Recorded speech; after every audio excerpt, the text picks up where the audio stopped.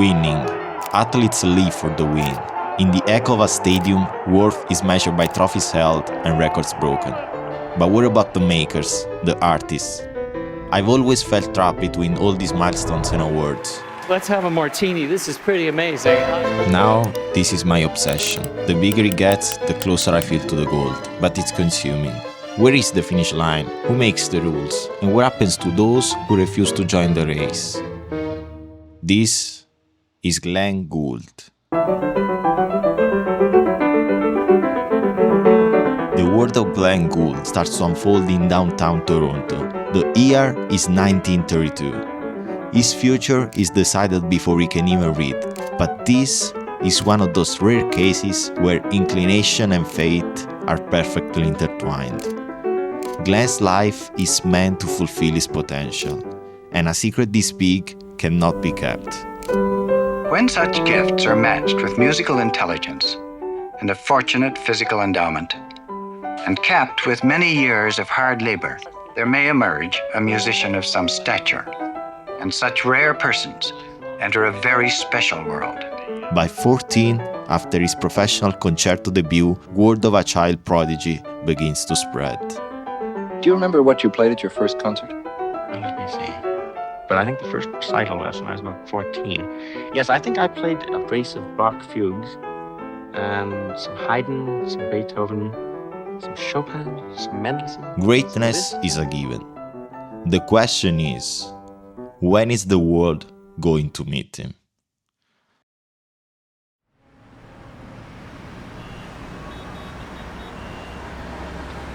The stage is set in the streets of New York City.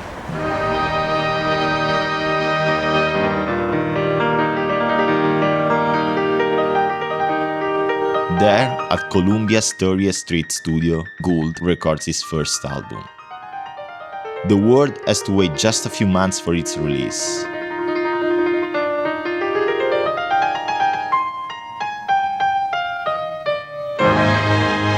Finally, it arrives. It's January 1956. Glenn Gould turns from a local Canadian figure into an international overnight sensation. The record becomes a bestseller. The conclusion is unanimous. He's the most astonishing and promising pianist of his time.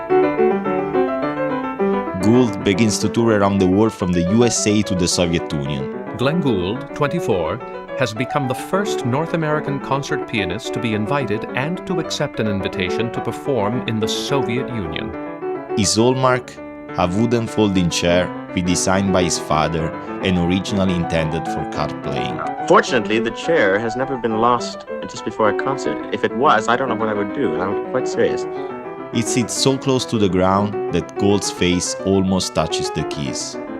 His performances are sensory events. His gangly posture, ecstatic vision, and constant humming make him a public obsession, a spectacle the world can look away from.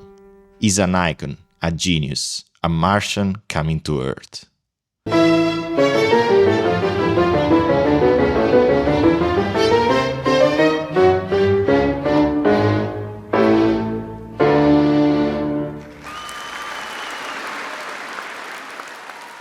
Most people see this story as a story of success, fame, and fate. And I agree. But for me, it's more importantly a story of radical departure and point-blank refusal of every convention.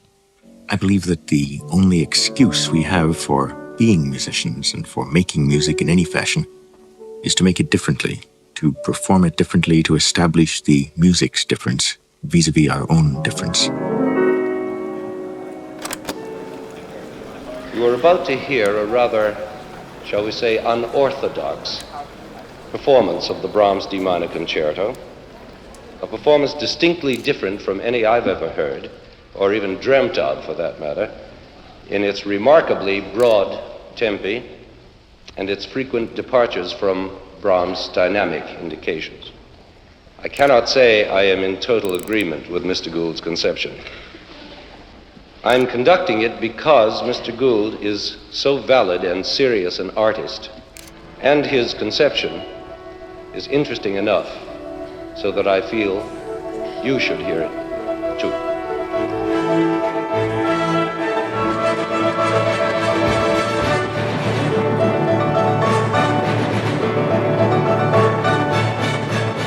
Before he knew it, faster than the motion of his fingers, 8 years had passed since the world met Glenn Gould.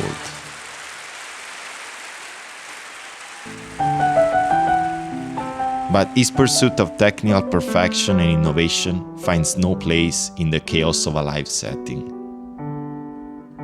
In 1964, at the height of his fame, he retires from the concert stage for good.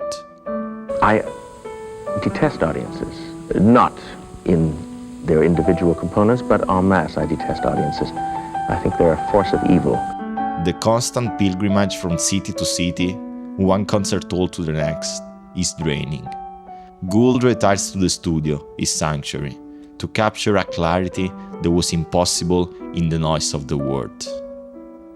Do you ever have this lust for blood, Humphrey? I mean, you want to sit there in the arena and hope that somebody, that Hamlet forgets his lines or something, you know? You probably think, oh, Gad, Heifetz has done it again, straight through to the end, you know?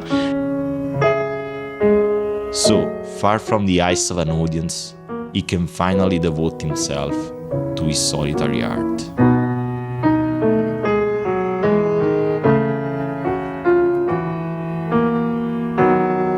The more I learn about Glenn Gould, the more his story leaves its mark.